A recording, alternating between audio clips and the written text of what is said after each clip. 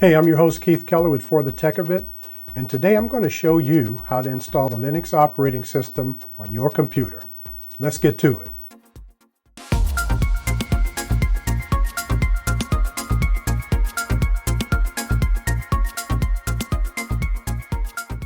Now, in a previous episode, I demonstrated how simple it was to update the memory and storage on a 2011 Toshiba satellite laptop that I have. Now, after doing that video, I decided to create this video to walk you through the process of installing Linux on a computer. Now, there are a few things that we need to do first before we get Linux installed, and I'm going to walk you through those right quick. Okay, here we are in Windows 10. Now, I'm going to make the assumption that you've already backed up any important data that you have on your computer that you'll be upgrading to Linux. Because keep in mind, once we install Linux, anything that's stored on that computer will be deleted. So make sure you back your data up. All right, I've already plugged in my USB flash drive. You can do the same at this time as well. And then there's some software that we're going to need to download. Now, if you're on the Mac, this will be the same exact software.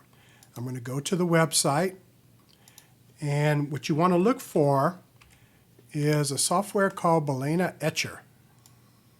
There it is. We'll go to the website. If we scroll down a bit and you click on this drop down, you'll notice there are 4 different editions of Balena Etcher.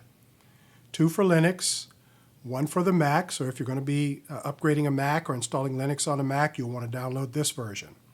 I'm going to grab the Windows version, or rather, the version you want to grab is the Windows version.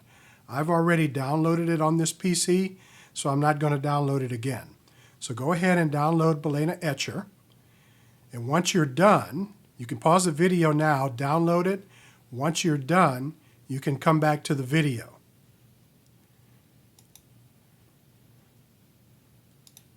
All right, so now that you've downloaded Balena Etcher, you'll see it here in your downloads folder.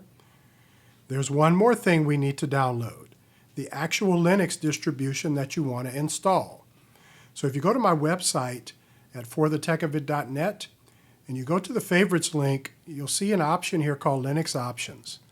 Now, I've listed some of my favorite Linux distributions right here on this page.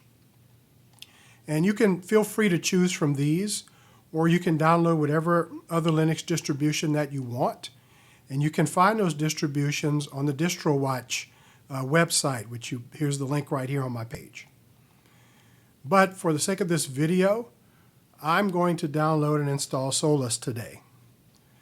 So pick the distribution you want, and all you have to do is click on the screenshot of that distribution, and I'll do it for Solus, and it'll take you to that distribution's website. Now, here on the Solus site, I'm going to click the Downloads link. Now, Solus provides the ability for you to install one of 4 different desktop user interfaces. There's Solus Plasma, Solus Mate, Solus Gnome, and Solus Budgie. I'm going to download Solus Budgie. So click the download link, and we'll let Solus Budgie download. Now, depending on the bandwidth of your internet connection, this will probably take a few minutes. As you can see here, it's roughly going to take 8 or 9 minutes for me to download it. So what I'm going to do is pause the video here, and once it's done downloading, I'll pick up where we left off. So choose the Linux distribution and graphical user interface that you want to download. And once you're done, just come back to the video and we'll pick up from there, because the install process for no matter which Linux you choose is pretty much the same. So see you soon. Okay, welcome back.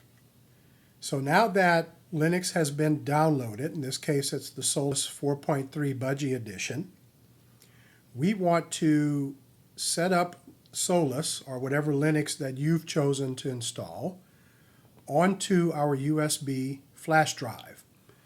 Now, I want to make sure that you understand 2 things. One, Whatever data is on that flash drive is going to be erased once we get the budgie, in this case, the Linux files installed on it.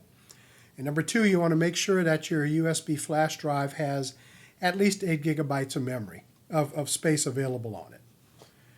So for you Mac folks, you will follow the same process as well. So we'll double click here on Balena Etcher to get the application started. We want to flash from file, so let's choose our Linux file here. The next step is we want to make sure that the drive that we're going to be writing these files to is indeed the USB drive that you've just plugged into your laptop or your desktop. We'll click the flash button. And this may take a few minutes as well to complete. So I'll pause the video here and I'll come back once this is done.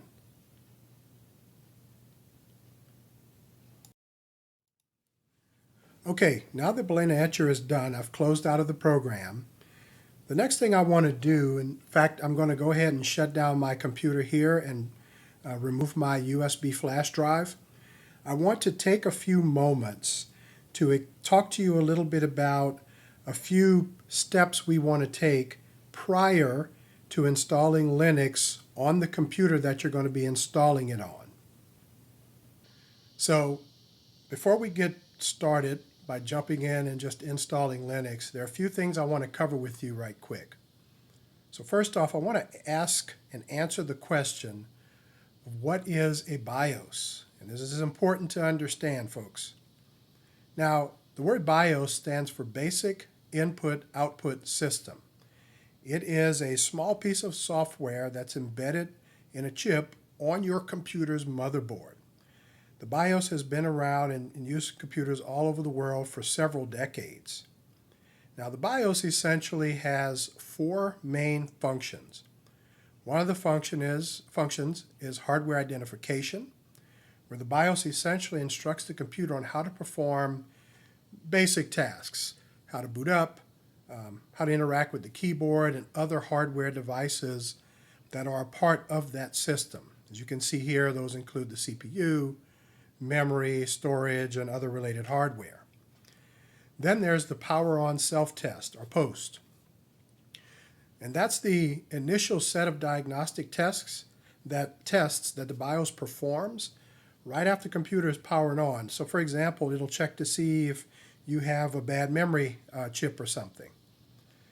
The third main function of a BIOS is what's called the CMOS setup. Now this is where the BIOS is actually stored. I mentioned to you on that chip on the motherboard or the logic board.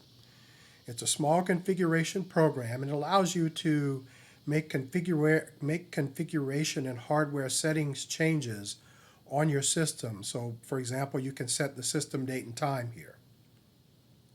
And the fourth function of a BIOS is what's called the bootstrap loader. And this is the part of the BIOS that essentially hands off control to the operating system. So whether it's Windows or Linux or what have you. Now, there is a new type of BIOS that was introduced back in 2012. So a few years prior to the release of Windows 8, Intel and Microsoft started working on this replacement for the traditional or legacy BIOS. And they called it the Unified Extensible Firmware Interface, or UEFI. Now, it included a feature called Secure Boot. So UEFI was officially introduced back when Windows 8 came out, and that was 2012. And what's interesting about this is that Microsoft made it essentially compulsory for computer manufacturers to implement this new version of the BIOS, or this BIOS replacement, UEFI, if they wanted to obtain Windows 8 certification for their newly built computers.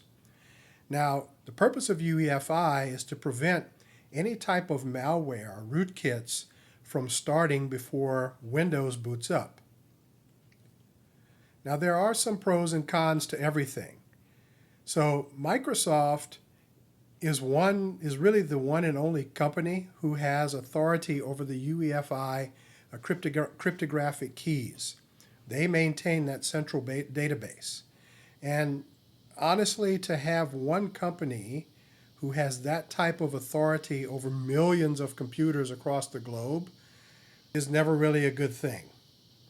In my view, I see this as something that needs to be more all-encompassing. In other words, they should allow other companies to come together as a standards body to maintain this, as opposed to just being Microsoft.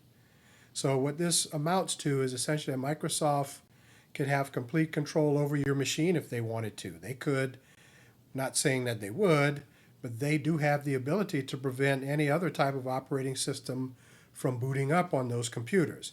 And I have a link here at the bottom of the screen, as you can see, and I'll include that in the show notes.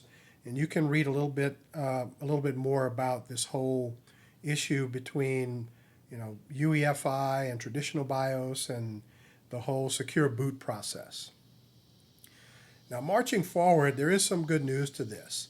So if your PC was manufactured before 2012, then it will still use the traditional BIOS that doesn't have UEFI or secure boot as a part of it.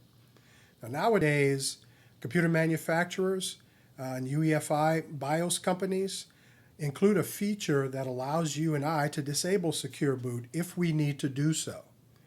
But Microsoft has since provided, in an easier way for alternative operating systems like Linux to take advantage of secure boot. Back then it was pretty much Windows 8 only. So now they've kind of spread their wings open a bit and said, hey, alternative operating systems like Linux, you have a way now to certify, if you will, your operating system so that they'll boot in secure boot mode on these newer PCs. Now, what's interesting is if you are one of those folks out there with a Mac, an Apple Macintosh computer, this process doesn't apply to you because Apple has their own BIOS, if you will, that they maintain. And what's really good about the way Apple has implemented it, installing Linux on an older Mac is very simple. I mean, you can just power on the Mac, wait to hear that tone, that sound effect that it makes, hold down the Option key or the Alt key on that keyboard, and it'll display your boot up devices. You just choose the one you want to boot from, press Enter or Return on an Apple keyboard, and you're good to go. Now, disabling secure boot is, again, pretty simple. If you're one of the people who's wanting to install Linux on a computer which is manufactured sometime after UEFI and secure boot was introduced, then chances are you'll want to disable secure boot, but I can show you now the more modern or more recent versions of Linux. You don't necessarily have to do that, but I did find one particular distribution where I had to do it. Okay, for my fellow Windows PC users who are looking to make the switch, what you'll want to do is figure out how to get access to the BIOS on your particular computer, whether it's a desktop or laptop computer. Now, what I have on the screen here in my web browser are two tabs. One is a tab, both of them are on the Google's website, where I'm searching for some information. And you'll want to do the same for your particular make and model computer. So what I'm going to show you today, I have both my Toshiba satellite laptop and I also have a Lenovo ThinkPad. Now, the Lenovo ThinkPad is about 3 years old. It was manufactured back in 2018. So it has the UEFI BIOS with secure boot. So I want to show you the difference between the two because the Toshiba laptop does not have secure boot. It's the legacy BIOS. Now, essentially what you want to search for, as you see I have here in the Google search bar, you want to type the make and model number of your particular computer, whether it's a laptop or desktop or what have you, and then type boot from USB, because we need to figure out, and I've done the same thing here for the ThinkPad, we need to figure out if your particular computer has a way to allow it to easily boot up from a USB device. Many of you may be pleasantly surprised to find that booting into Linux from a USB device is practically as simple as it is for Apple Macintosh users. So that's what I searched for right here. Now, you'll find there'll be a lot of, even be some videos here. If you look up in your particular make and model computer has some YouTube videos where someone shows you how it's done, definitely check out those videos. But usually within the first couple of links or so, for example, how do I get my Toshiba laptop to boot from USB? It gives you very basic instructions.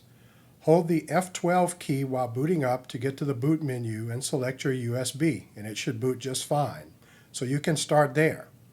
So if you notice at the top of your keyboard, whether you have a desktop type keyboard or a laptop keyboard, you have a row of what are called function keys at the very top. They start with the letter F, and usually it goes from F1 to F12. So in this case, when you power on, in this case for my laptop, when I power it on, I'll hold down the F12 key while it's booting up until the boot menu appears, and I'll just release that key. Now, that key could be the same for Dell laptops, HP laptops, Acer, Asus, whatever type of laptop or even desktop that you have. But you'll definitely want to search online to see what that boot key is. So if you look here for the Lenovo ThinkPad, it is also the F12 key. So both Toshiba and Lenovo use the F12 key. Now if you find that that's all it takes and you give it a try on your computer and you're presented with the Linux startup screen, then there's nothing more that you need to do. Now, in the situation where you might have not been able to find how to access your boot menu, you'll need to get access to your computer's BIOS or UEFI setup screen. Now to do that, just change your search in Google, as I've done here, as you can see, in the Google search. And now it reads, for the Toshiba Satellite L675 BIOS key. Now remember, before that, it was boot from USB. I just changed it to BIOS key. And I did the same thing for my Lenovo ThinkPad here. You scroll down a bit, and here are common questions that people ask. How do I get into the BIOS on a Toshiba laptop, Toshiba Satellite laptop? If you click that, whereas before for the boot menu option, it was showing the F12 key, to access the BIOS is pressing the F2 key when you power on the laptop. For the ThinkPad, we'll scroll down a bit, it's the F1 key for the ThinkPad. So just change your search a bit in Google and look for the appropriate key to press. Now, I'll show you, in fact, on some of these computers, like with my ThinkPad, it does have a boot menu option, but it is disabled by default in the BIOS.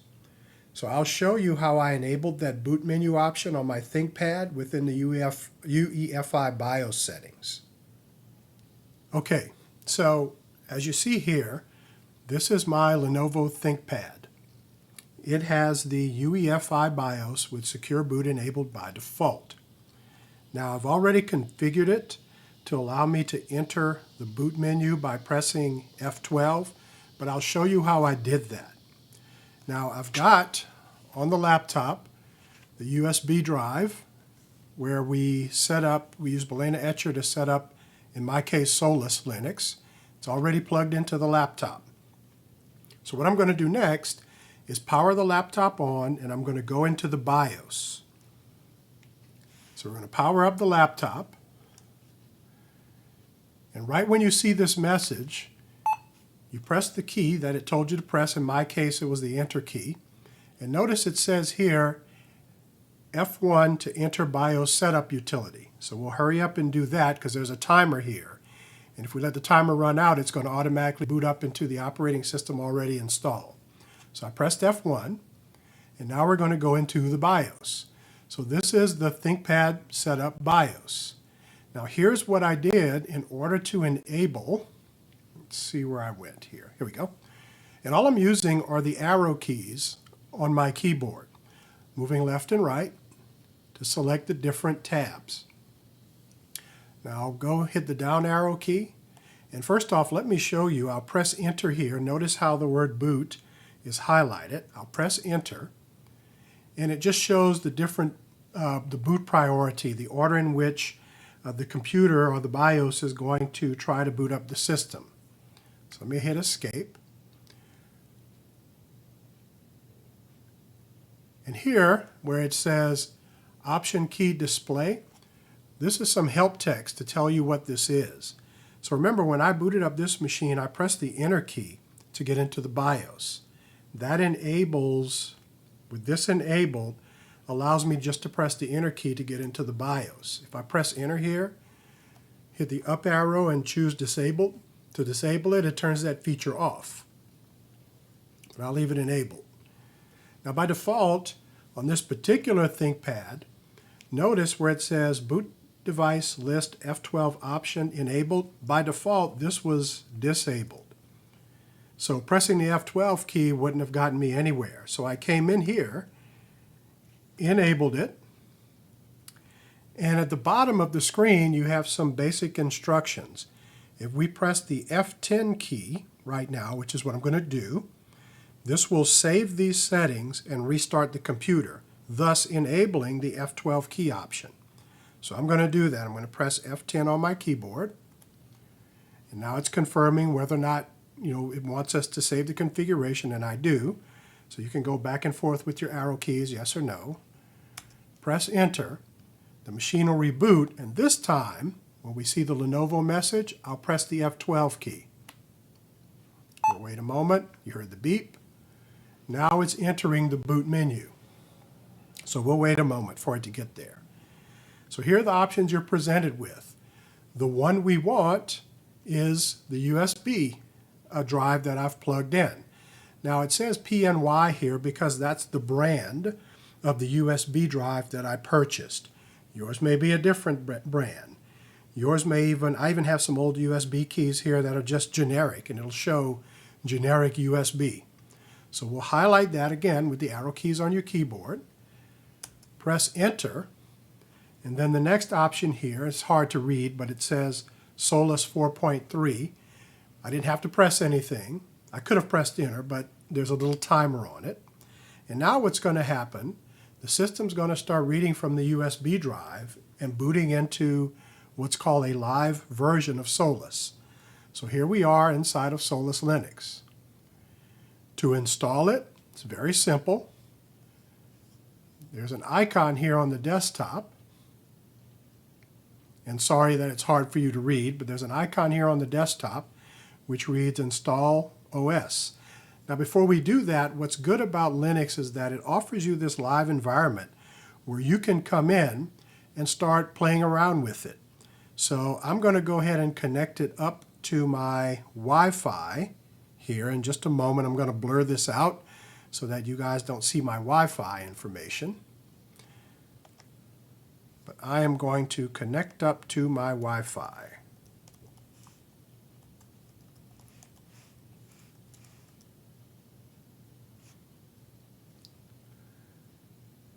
Now everything's connected.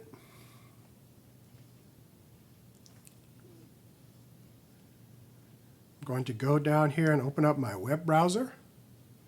Now at this point, nothing is installed on this laptop. Everything is running off of the USB drive that I have plugged into it. And we'll go to Google website just to test out my internet connection. See, google.com, there we are. So we're online. So at this point, you can navigate around in Linux all you want, use it. If you want to check out the sound, you can go to maybe YouTube or something, play a video to make sure your audio is working. But everything seems to be working fine. I can open up LibreOffice Writer, which is a word processor. That's included with Solus. And again, everything's running off of a USB, so it won't be necessarily lightning fast. Now, I'm going to exit out of here, shut all of this down, And I'm going to show you the same process or a similar process on the older Toshiba laptop that I have here. So I'm going to shut this down and grab the Toshiba laptop for you. Be right back.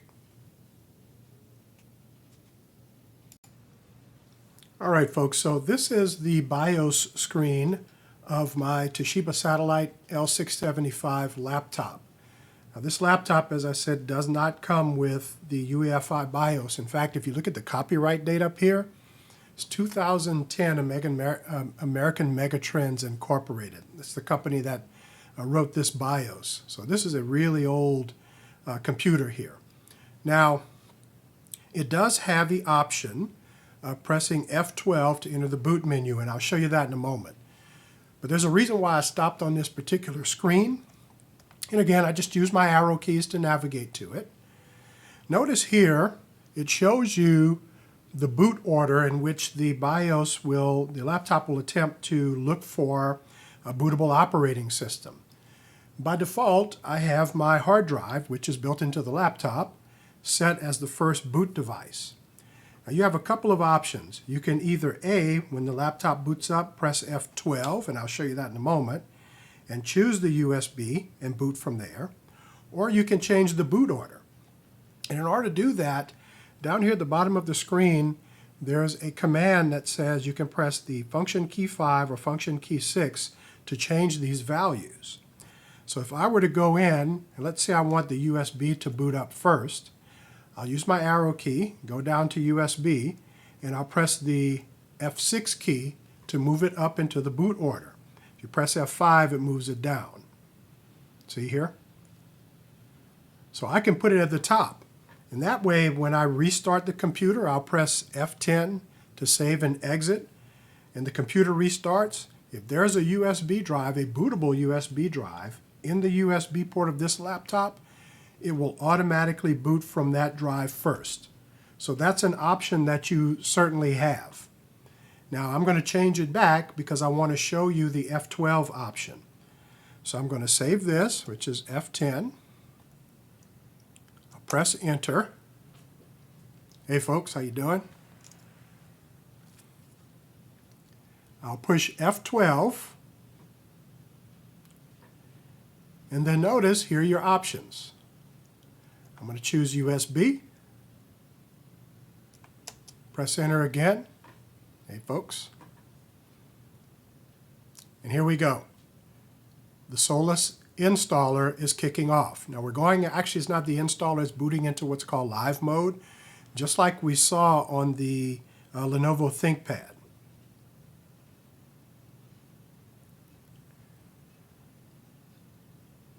So if it seems like it's not doing anything, believe me it is. Just hang tight. This is an old laptop.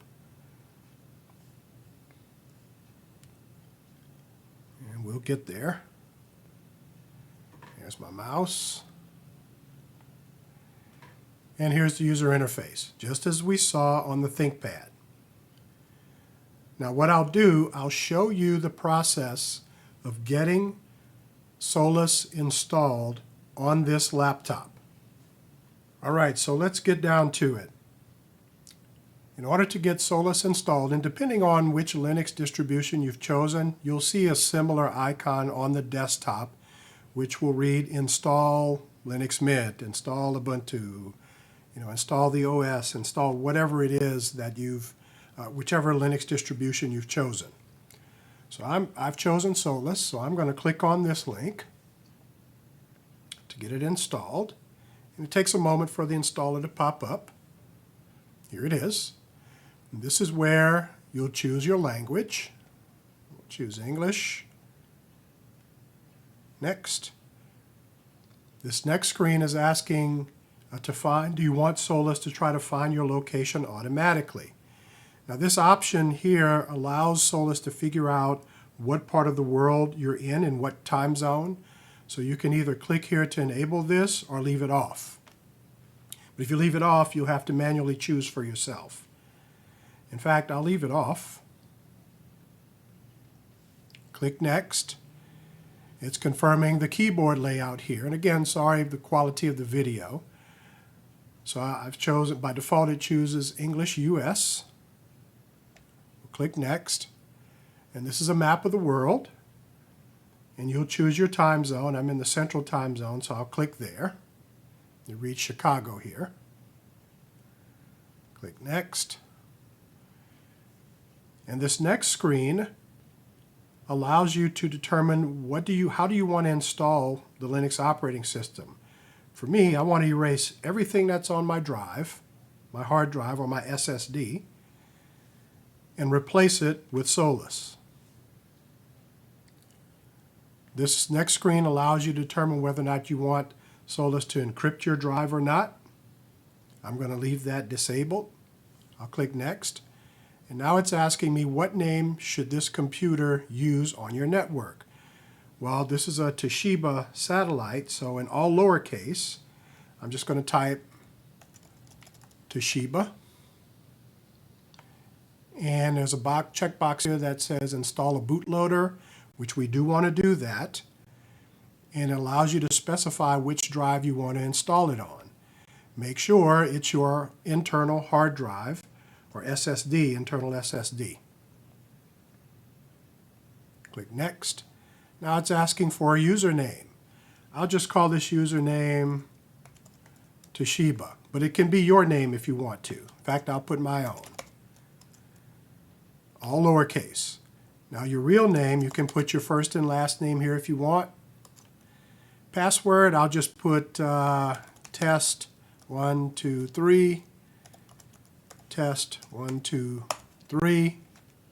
You choose a much harder password, folks. I'm just doing this as a demonstration for you. I'll click Add Now. So I'll click Next. Click Install.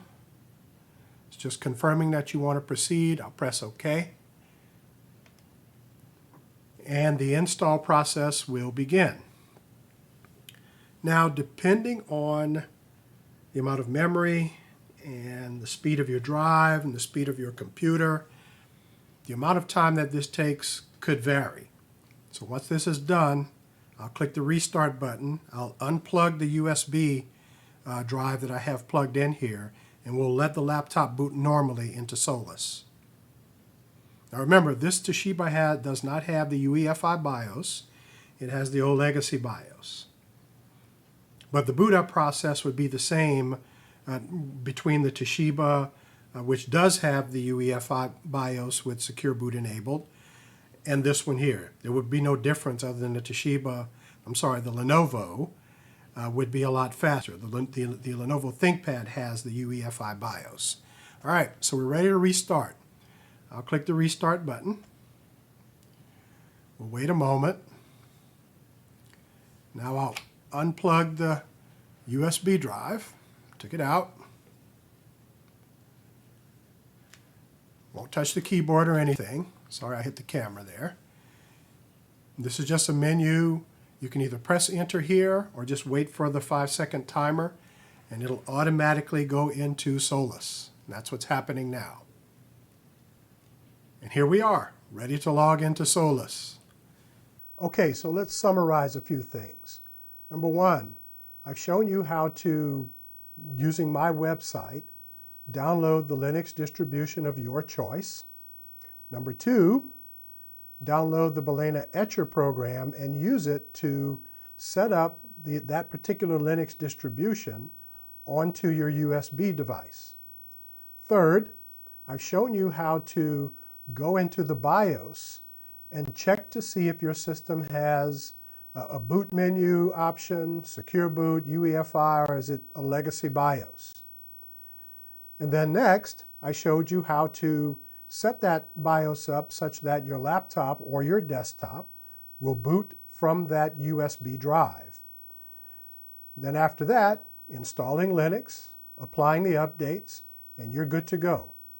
For you Mac users, it's a little bit simpler. You don't have to deal with the whole BIOS setup. You just hold down that Alt key, or I believe it's called the Option key. I have a Mac keyboard here as well. The Option key, choose the USB drive when it appears, press enter, and follow the install process. Installing an operating system does not have to be a complex task, folks, as you've just witnessed. It just takes a little bit of time, a slight bit of analysis or investigation, because we went to Google to figure out what the actual boot menu key and the BIOS key was for your particular make and model machine. Once you figure that out, you're pretty much good to go. So I want you to enjoy Linux. And I'm going to continue making more videos like this in the future. So if you liked what I showed you today, please hit that subscribe button and click that bell icon, and also click the like button if you like what you saw. I want to make more educational videos like this and show you the value of the free and open source software world. So until next time, peace.